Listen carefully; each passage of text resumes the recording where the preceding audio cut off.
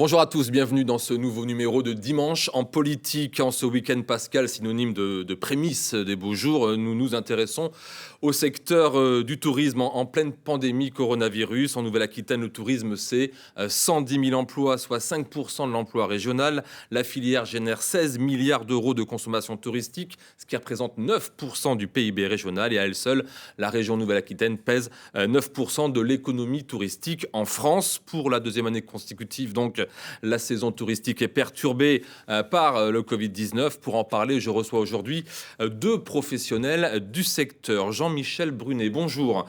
Vous êtes le patron de plusieurs parcs à thème dans la Vienne et vous êtes aussi vice-président du comité régional du tourisme Nouvelle-Aquitaine.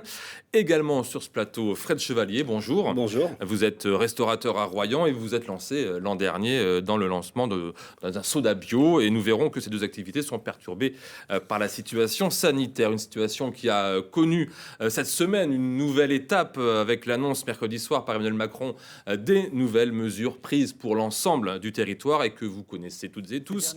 Donc coup de froid sur les vacances de Pâques alors que les températures estivales donnaient bien forcément des envies d'escapade. Les déplacements entre les régions sont autorisés ce week-end de Pâques. Une tolérance avant l'application des limitations de déplacement instaurées pour l'ensemble du territoire pour 4 semaines. Première question, messieurs, comment avez-vous réagi à ces annonces ? Eh bien, comme vous disiez, douche froide, puisque nous avions, ouvert les 2 derniers week-ends et nous nous préparions à une ouverture définitive à compter du 1er avril. Et malheureusement, tout est remis en cause. Et les parcs à thème étaient ouverts les 2 derniers week-ends, c'est ce que vous dites. Non, alors notre partie hébergement seulement, puisque nous n'avions pas le droit d'ouvrir les parcs à thème, puisque nous, on est le premier site en hébergement insolite de France, avec à peu près 150 hébergements insolites. Donc, nous avions ouvert ces sites et on avait de grands espoirs, puisqu'il faut savoir que le mois d'avril, pour nos sites d'hébergement, c'est l'équivalent d'un mois de juillet. Donc, pour nous, c'est effectivement très compliqué. Préparer une ouverture où vous avez 150 hébergements insolites, c'est 15 jours de travail. Non-stop, puisqu'il faut tout repasser. Et malheureusement, lundi, tout est à nouveau refermé, minimum jusqu'au 2 mai. Et ça, on verra vers le 15 ou 20 mai. Fred Chevalier, comment vous avez réagi, vous, à cette annonce d'Emmanuel Macron cette semaine ? Bien, nous, Pâques, ça annonce toujours la saison touristique et la saison. Ah oui, les beaux jours arrivent, c'est ça. Voilà, les beaux jours arrivent, on se met en place et c'est vraiment notre première grosse date de saison, c'est Pâques. On s'y attendait un petit peu quand même. On savait très bien que, en parlant cette semaine à la télévision, qu'il n'allait pas nous dire Pâques, vous ouvrez. Ça, c'était presque une certitude. C'est vrai que nous, aujourd'hui, c'est très compliqué. Il va falloir quand même qu'on le sache au moins 3 semaines à l'avance pour pouvoir se mettre en place, parce que ça va être très compliqué, quoi. On parlera de ces problèmes de visibilité que vous avez en fin d'émission. Alors, le fait que la décision du président de la République soit globale à tout le pays, c'est ce que craignait par exemple Dominique Bussereau, le patron du département de Charente-Maritime, militait pour une adaptation des mesures selon les taux d'incidence dans les départements. Vous étiez, j'imagine, tous les deux sur la même longueur d'onde, non ? Alors, global, c'est difficile. À partir du moment où déjà on avait un peu plus de 20 départements, dont la région parisienne, qui étaient confinés, on savait que déjà... Ça allait être compliqué. Déjà que ça allait être compliqué, puisque nous, notre clientèle, on est à 1h30 ou 3 heures de voiture de Paris. Et donc, c'était déjà compliqué. Mais on avait quand même de grands espoirs, puisque on avait des réservations. On comprend aujourd'hui que les gens... Nous, on est sur 100 hectares de nature. Donc, chacun avec des hébergements qui ont de l'espace très différent. Donc, les gens, ils avaient une véritable envie. Et on l'a vu l'année dernière au mois d'août. Parce que l'année dernière, au mois d'août, nous, on fait, par rapport à 2019, plus 24%. Ce qui est à peine incroyable. Avec toutes les contraintes que ça pose, d'ailleurs. Fred Chevalier. Même réponse. L'année dernière, les Français ont répondu présent, vraiment présent sur la côte. Ils sont restés en France. Après, vous, c'est pareil, c'était la clientèle parisienne qui fait le plus gros morceau. Oui, il y a Royan, aussi évidemment les Poix-de-Vin, les Cognacais, enfin toutes les régions autour. Vous auriez préféré une territorialisation de la politique ou cette globalisation? Après, c'est facile de tirer sur l'ambulance, quoi. Mais sincèrement, ça aurait été très compliqué, quoi. Je ne voyais pas comment on pouvait... Ça aurait été très compliqué. Cette interdiction de mobilité interrégionale, au final, c'est ce que vous redoutiez le plus, de toute façon, dès le début, j'imagine. Oui, mais sincèrement, moi, je m'en doutais. Je ne voyais pas comment faire autrement, quoi. C'est trop compliqué, quoi. Vous pouvez pas dire à une région ou à un département rester ouvert et l'autre fermé, quoi. Certains restaurateurs, et l'espéraient en tout cas, se disaient bien sûr qu'on va on espère avoir, toujours, on espère, bien sûr, on voudrait ouvrir nos terrasses. Enfin, oui, certains disaient au moins pour la clientèle locale. Voilà, essayer de faire quelques petites avancées, mais c'est compliqué aussi, quoi. Parce que par ailleurs, dans une lettre envoyée le 26 mars au Premier ministre, Jean Castex, l'UMIH, l'Union des métiers et des industries de l'hôtellerie de Nouvelle-Aquitaine, réclamait une ouverture progressive des restaurants dans la région. Alors d'abord en accueillant les clients en terrasse, et puis ça dès le 1er avril. Donc depuis, évidemment, Emmanuel Macron a annoncé, on le sait, donc une réouverture à partir de mi-mai de certains lieux de culture et des terrasses et restaurants de café. Voilà. C'est un espoir pour vous, ça, Fred Chevalier ? Vous y accrochez ? On va s'accrocher fortement au 15 mai, quoi, parce que 15 mai nous emmène après juin. On a eu des difficultés, on en reparlera tout à l'heure, mais rouvrir une affaire au mois de juin, l'année dernière c'était compliqué, alors qu'on avait quand même ouvert au mois de mars, on avait mis des gens en route. Là, il n'y a pas eu de mise en route, c'est-à-dire que plus on va aller dans le temps de la saison, plus ça va être compliqué pour nous, quoi. Jean-Michel Brunet ? Oui, rouvrir, il faut qu'on ait une certaine visibilité. Vous y croyez quand Emmanuel Macron vous dit voilà, à partir de mi-mai on va rouvrir certains restaurants, cafés, donc peut-être aussi donc du coup les centres, si je prends nos métiers qui sont les parcs de loisirs, enfin, je vous disais tout à l'heure, on a 100 hectares de nature, hein. Ça veut dire qu'on a dans un parc comme la Vallée des Singes où il y a 17 hectares, même quand vous avez 2000 ou 3000 personnes, on n'est pas les uns à côté des autres. Donc nous on est dans un contexte très différent. Je pense que les parcs, compte tenu de l'espace que nous avons, il serait très facile de réouvrir. Et puis je crois que sur le plan social, enfin, quand on voit un peu comment les gens sont mal, sont déprimés, je dis peut-être qu'on apporterait un peu d'espoir et puis un peu de vie aux familles qui ont aussi besoin de se retrouver. Donc moi, je crois que dans les grands espaces, nous avons des chances de réouvrir à partir du 15 mai. Dans les plus petits espaces, ça risque d'être plus compliqué. Et les plus petits espaces, c'est un peu les terrasses de cafés et de restaurants. Qu'est-ce que vous répondez, Fred Chevalier, à ceux qui disent que rouvrir les terrasses des cafés, ce serait, en tout cas à l'heure actuelle, totalement irresponsable en vue de la situation sanitaire ? Moi, je dis non, puisque aujourd'hui, on a bien vu quand même que tous les bars, restaurants sont fermés et le pic continue de monter. Donc, on ne va pas pouvoir nous dire que c'est la restauration qui fait qui donne plus de Covid. Non, moi, je pense que sur des terrasses avec des vraies mesures sanitaires, avec un vrai espace, enfin quelque chose. C'est possible ça quand on est à Royan, quand on est à La Rochelle, quand il fait un temps superbe. Bien sûr, sur la côte, bien sûr, mais même en ville, Non, désolé, cette terrasse-là, allez au départ pour 4, il y aura que 2 personnes maximum. Non mais enfin, je suis pas là pour dire à gauche ou à droite, mais quand vous allez faire vos courses dans un hypermarché, ça se passe comment ? On n'enlève pas le masque. On l'enlève juste pour manger, mais enfin, ça ne nous empêche pas de mettre le masque, de boire un verre, de le remettre. Enfin, on peut s'habituer à certaines choses. Hein. Donc pour faire. Ouais, donc pour vous, à ceux qui vous disent ça, vous dites, non, c'est bon, on a de quoi faire. En plus, vous dites souvent, on entend les restaurateurs et les cafetiers dire, on était les premiers à appliquer strictement les mesures sanitaires. Bien sûr, on fait. Alors aujourd'hui, le port du masque, c'est devenu, c'est banal. Mais au tout premier confinement, on faisait la guerre pour les gens qui rentraient, qui allaient aux toilettes ou qui demandaient quelque chose de bar, de mettre le masque pour rentrer, quoi. Pardonnez-moi l'expression, est-ce que vous avez l'impression d'être le cocu de l'histoire quand on voit tout ce qui a été fait effectivement par les restaurateurs et les cafetiers, de voir que ils sont toujours fermés depuis octobre maintenant? Alors le problème, oui, enfin bon, c'est toujours. Là, on a vraiment cette épidémie, cette pandémie là qui est... Et c'est vrai que nous, restaurateurs, événementiels, loisirs, enfin, tout ce que cinéma, enfin j'englobe et j'en oublie, et évidemment le spectacle, nous on était en première ligne, quoi. On a été en première ligne et depuis le début, voilà quoi. On nous a mis de côté et c'est à nous de nous battre pour dire voilà, on sait faire, on sait faire des mesures, on sait prendre des mesures sanitaires. On sait comment ça se passe et voilà. Non, il faut vraiment qu'on ouvre là. Ça veut dire quoi, que la profession s'est mal défendue ? Non, pas du tout. C'est-à-dire que voilà, ils voulaient l'État ne voulait plus de clusters de gens qui soient ensemble et au bout d'un moment... Qui sont ensemble sans masque, en tout cas. C'est ça, Ouais. c'est ça, sans masque. Donc manger avec un masque, c'est compliqué.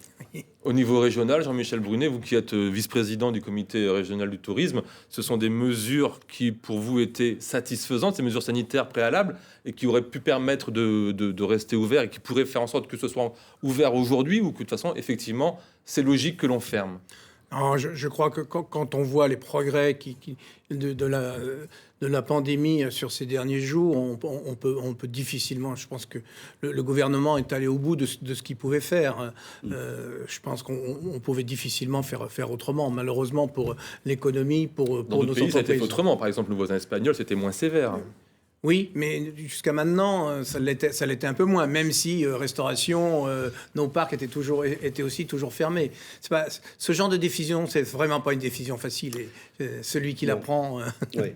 En Charente-Maritime, le préfet a décrété cette semaine le port du masque obligatoire sur l'ensemble des communes, y compris celles qui ont un littoral, des plages. Alors, 1 an après le confinement, on va voir que la décision n'est pas toujours bien comprise. Avec 90 000 résidences secondaires, la Charente-Maritime attire beaucoup de monde, des amateurs de plage dont les avis sont contrastés concernant l'extension du port du masque sur la plage. J'ai vu le nombre de cas qui augmente de jour en jour, donc je trouve ça quand même plutôt bien.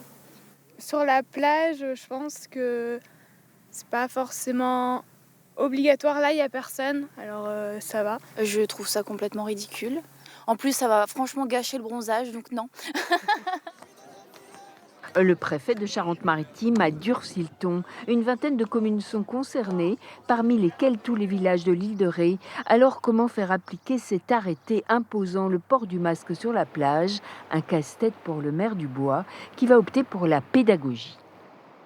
On essaye quand même de faire comprendre aux gens que c'est un investissement personnel. Comme l'a dit le président de la République, c'est une prise de conscience de chacun et on essaye d'aller dans ce sens-là et pas d'aller dans la verbalisation systématique, surtout si on a 3 personnes sur une plage et qui sont à 20 mètres des autres personnes.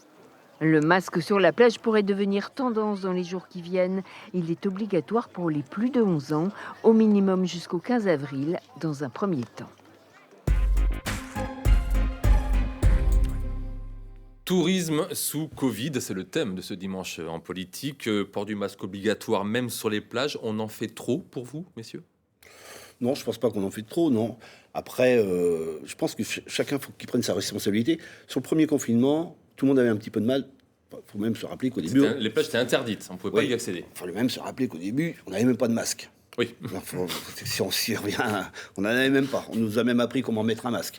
Donc après, je pense qu'aujourd'hui, le masque, c'est comme la ceinture de sécurité. Au début, on a eu un peu de mal, et aujourd'hui, c'est systématique, tout le monde le met. Moi, je vois très peu de gens sans masque. À la plage, on voit très peu de gens avec un masque. En même temps, ça peut se comprendre aussi. Il y a de la place, il y a de l'espace, il y a l'air, il y a le soleil. D'un autre côté, quand ils vont se baigner, je ne sais pas comment ils vont faire. Jean-Michel Brunet, on en fait trop, à votre avis? Moi je pense que c'est une question de bon sens. Je suis évidemment favorable au port du masque, puisque ça a démontré. Mais lorsque vous êtes seul dans la nature ou seul sur la plage, c'est pas si grave si vous n'avez pas le masque. Mais il faut que chaque personne, chaque individu soit responsable, et que si on doit se déplacer et croiser d'autres personnes, eh bien, prendre le masque. Donc ça veut dire que toutes ces mesures sont prises parce qu'on estime que les gens ne sont pas assez responsables. Sans doute.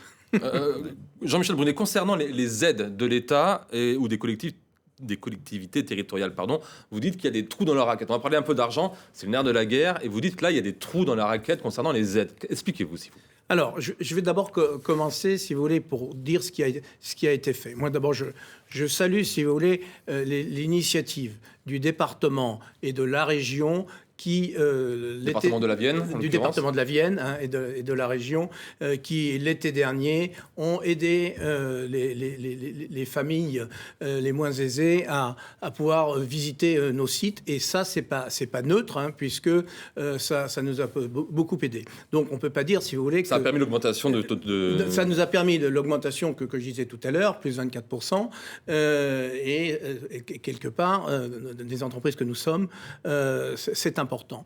La deuxième chose que je dirais, c'est que quand on regarde un peu ce qui se passe dans les autres pays, on ne peut pas dire que nous ne sommes pas aidés, puisqu'on a droit au chômage partiel. Sauf que je vais reprendre une expression du ministre de l'économie qui l'a avoué. Il y a effectivement des trous dans la raquette. Et nous, malheureusement, nous sommes des parcs où nous avons 650 animaux à nourrir tous les jours. Nous avions 3000 réservations et là, on vient de reprendre encore des réservations où on a 80% de notre personnel qui travaille. Et à partir du moment, parce que les animaux, il faut les nourrir, les équipes de maintenance, il faut les animaliers, on a besoin de répondre à nos clients. Et vous imaginez une journée comme hier ou comme aujourd'hui, le nombre de personnes qu'il nous faut au téléphone. Et là, à ce niveau-là, ça ne marche pas, ça ne fonctionne pas. Je vais prendre des chiffres très concrets. Au moment où je vous parle, nous, le coût d'un mois de fermeture, c'est 500 000 €. Tout compris. Ça, on va avoir bientôt 10 mois, si vous voulez, de fermeture, sans compter que lorsqu'on repart, ça ne repart pas dans les 8 jours. 500 000 €, nous avons touché au total 600 000 €. Et comme nous avions 20% de personnel en chômage partiel, nous avons eu en plus le chômage partiel de ces 20% de personnel. Donc vous faites les comptes, ce n'est pas un trou dans la raquette, c'est une raquette entière ou presque. Est-ce que cette situation est la même pour vous, Fred Chevalier, dans la restauration ? Pas tout à fait, puisque nous ne sommes pas obligés d'avoir du personnel sur place si le restaurant est fermé ou si le bar ou la brasserie est fermé. Il y a moins de frais fixes. Oui, les frais fixes sont quand même là. Vous avez un loyer. En général, dans notre métier, on a tous un crédit, évidemment. Aujourd'hui, soit c'est 10 000 € par mois d'aide ou 20% du chiffre d'affaires. Évidemment. C'est suffisant, ça vous permet de devoir venir malgré tout Non, mais bon, quand je vois comment ça se passe dans d'autres pays, je pense que c'est pas si mal que ça pour nous. Enfin, je vais me faire des ennemis, mais bon, on a quand même quelque chose. Mais on va avoir besoin d'autre chose, quoi. On aurait besoin certainement d'une TVA 5,5 pour relancer notre économie. Oui, sur l'après, vous dites sur oui, il va falloir nous aider derrière. Il va vraiment falloir nous aider, oui. Ces contraintes liées à la situation sanitaire ont, en tout cas dans le secteur touristique, une conséquence aussi directe sur l'emploi des travailleurs saisonniers. C'est en ce moment, début avril, que tout se joue, logiquement, sur la saison estivale. Illustration d'un véritable casse-tête, on en parle juste après ce reportage. Réunion de crise pour ces propriétaires de restaurants et leurs cadres. Objectif, essayer d'imaginer à quoi pourra ressembler leur activité cet été en matière de recrutement si les restaurateurs sont autorisés à rouvrir. Habituellement, nous avons des jeunes que nous pouvons voir en février, Pâques, que ça soit en cuisine ou que ça soit en service. Cette année, on ne va pas l'avoir. C'est-à-dire que les jeunes qu'on va recruter, ils vont être d'emblée dans le grand bain. Cuisiniers, serveurs, barman, plongeurs, ici 65 jeunes étudiants sont recrutés chaque année pour servir jusqu'à 700 couverts par jour en haute saison. Cette année, leur recrutement ne se fait que sur des suppositions. C'est du flou total, c'est-à-dire que là, on part sur des chiffres qui sont... prévisionnels. On estime que ça va se passer comme ça et on va mettre les gens en face, en espérant que les clients seront là, ça on n'en doute pas un seul instant. Le beau temps. Mais il faut que le beau temps soit là aussi. À quelques kilomètres de là, Pascal Parot, propriétaire de plusieurs affaires, dont une boîte de nuit. Chaque été, il recrute une centaine de salariés. Lui ne souhaite pas lancer sa campagne de recrutement avant d'avoir des informations gouvernementales solides. Moi, je ne le fais pas parce que faire respirer à des gens quelque chose qui ne se produira peut-être pas, voilà quoi. L'an dernier, on caressait l'espoir de pouvoir ouvrir juillet-août. Ça n'a pas été le cas. On avait prévu et fait des promesses à quelques jeunes qui comptent sur une saison pour payer leurs études. Et on n'a pas pu tenir nos engagements puisqu'effectivement, on n'a toujours pas réouvert. Bars, restaurants, boîtes de nuit, une chose est certaine, tous les propriétaires d'affaires saisonnières souhaitent pouvoir à nouveau travailler dans les prochaines semaines. Et on comprend pourquoi. Évidemment, une journée comme aujourd'hui, vous voyez Royan, c'est une vraie journée à terrasse, à venir manger dehors, à boire un verre, à manger une crêpe, enfin quelque chose quoi. Non, ça, les gens seront au rendez-vous, il n'y a pas de souci. Mais quand ? Chaque été, en Charente-Maritime, les professionnels du tourisme assurent l'emploi de 20 000 personnes.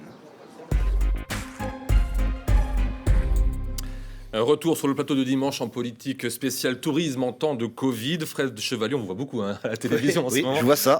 Vous avez commencé, vous, à recruter. Vous aviez commencé à recruter ? Alors, voilà, c'est-à-dire que l'année dernière, quand cette pandémie est arrivée, on a commencé, comme toutes les affaires saisonnières, on ouvre à peu près pour les vacances de février. Et là, on commence notre recrutement, on fait des tests le week-end, Il y a aussi les étudiants qui viennent nous voir pour un job d'été et tout s'enchaîne tranquillement. Cette année, on n'a pas pu avoir.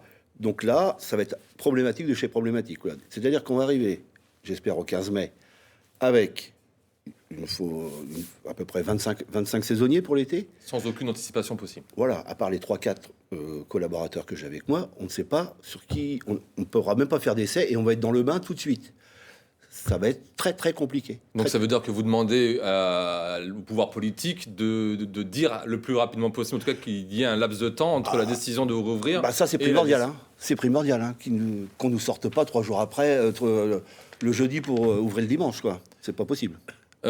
Certains saisonniers, même parfois les meilleurs, je crois, ont profité des confinements, des différents confinements pour essayer d'autres métiers pour le coup et ont quitté la restauration. Ça aussi, c'est un problème pour vous. Mais ça vous est arrivé? Bien sûr, cet hiver, donc à la fin de la saison, nous avions recruté 2 cuisiniers, enfin un second de cuisine, un chef de partie et un maître d'hôtel.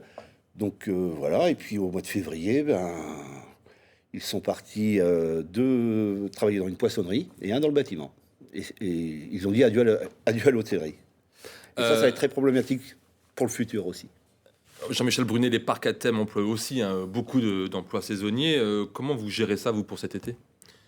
Mais je dirais, l'année dernière, on a vécu quelque chose d'extrêmement compliqué, puisqu'on avait, compte tenu des difficultés qu'on venait de vivre, on avait limité le nombre de saisonniers. Et il y a quelque chose qu'on n'avait pas imaginé, enfin ça va faire la 3e fois que je dis ce chiffre, c'est qu'on allait avoir un chiffre de plus 24%. Et je pense qu'une semaine de plus, et les équipes en place ne tenaient pas, et j'en profite pour les remercier, parce que ça a été terrible, et chapeau bas à ceux qui étaient là, quoi. Et merci. On imagine mal du coup cet été, si ça reprend comme... ça va être la même l'année chose. Dernière, évidemment, si dans les parcs ça a été plus de 20%, ça a été aussi le cas dans l'hôtellerie, enfin dans le CHR. Et avec le même problème de recrutement déjà l'année dernière, on a fait du plus 20 avec moins de personnel que les années d'avant. Donc faire du plus 20... c'est tout bénef en fait pour la restauration.